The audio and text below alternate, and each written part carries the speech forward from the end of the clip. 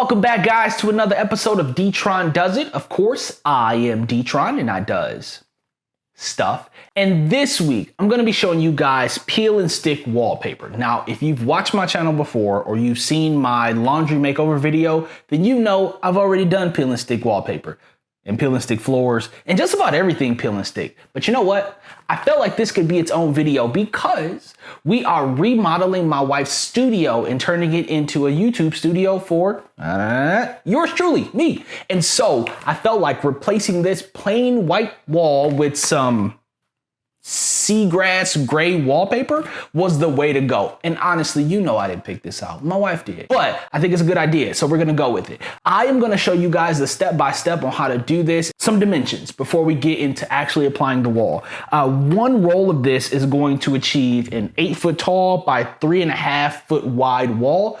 We got 3 of them, should be more than enough to get through this whole wall, just didn't wanna run short. Give you guys a visual quickly of what the room also looks like prior to us finishing, and then you'll be able to follow in another video how we wrap up the room and actually do the full conversion. As always, please like, share, subscribe, hit the notifications button, get some alerts. I really do look at every comment that you guys write, so write comments. Without further ado, let's peel and stick. The first thing that you got to worry about is getting the wall clean. So this particular wallpaper says to clean your wall with warm water with no soap in it. I just had cold ice water around, so I'm using cold ice water. The tools that you're going to need, there's only 2 of them. You need a spatula and a box cutter. I bought the Property Brothers version, but you can use any spatula and box cutter to get the job done. And of course, you'll need your wallpaper. Speaking of wallpaper, all wallpaper are not made the same. So I mentioned already that I did wallpaper in my laundry room.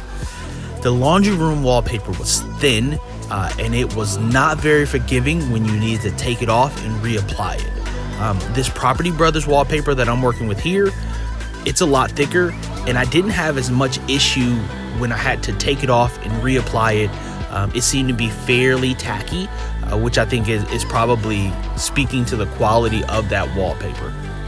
You probably think I go with peel and stick everything because I'm cheap, and that's kind of true. But I like it because it gives me some flexibility in how I style my room. So if I get tired of this wallpaper, I can just take it down and put something else up that makes me more excited about the space.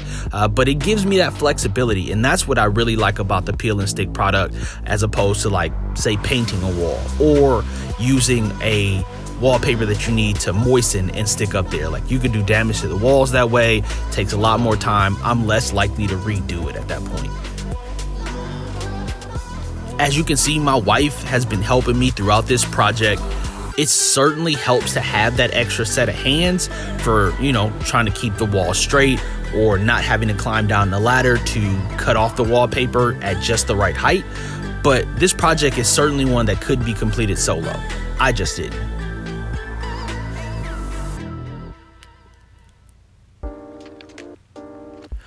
I chose, well, we all know I didn't choose, but my wife chose the seagrass design, and I'm glad she did because I did the brick design in my laundry room, and it was a pain trying to line up all of those bricks side by side. It took too much to try to make the design look even. So I'm glad she chose this because there's no real pattern to it. So as long as you get the pieces of paper right up next to each other, you don't have to worry about the design lining up because it's sort of all over the place. I mentioned the dimensions of the wallpaper at the beginning, but you do want to measure your wall beforehand. I just grabbed 3 of these things expecting that to cover my space because I was only doing one wall and I wasn't going to the top of the wall. I was only going, 3/4 of the way up. The thing about this wallpaper is if you've got tall ceilings, you may end up needing like 5 or 6 sheets of this thing because they're only designed to cover 8-foot tall walls. So just know that you should probably measure your space before you start the project, which is probably an ideal suggestion to do no matter the project. But definitely when you're talking about wallpaper, that way you don't have to worry about running back to the store to get wallpaper and potentially have it sold out on you, and then you're already halfway through a project and now you gotta try to scramble to get more.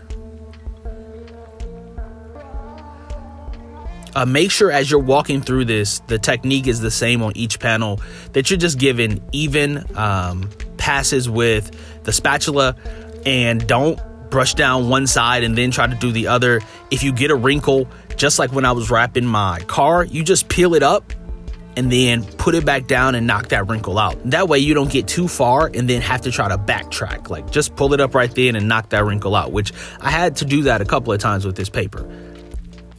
Also, with a design like this, you definitely want to have that second set of eyes looking at your wall to make sure that your lines are going straight. Or if you're doing it solo, make sure you get off the ladder. Each piece that you put down, step back and take a look at it. I found when I was trying to get this thing to line up straight, I was actually pulling it over top of the other panel and overlapping it, which meant my panel was starting to go almost at an angle, and my wife had to stop me twice to let me know, like, hey, you need to go straight. So just try to butt the two pieces of wallpaper up next to each other, but make sure you're not overlapping, because it will create an angle where there shouldn't be. And that's really it, man. I think that's the majority of what I had this project, which, I mean, it's a pretty simple thing to do. You wouldn't expect wallpaper to be very difficult, but you can mess it up. Luckily, we didn't. All right, that's it.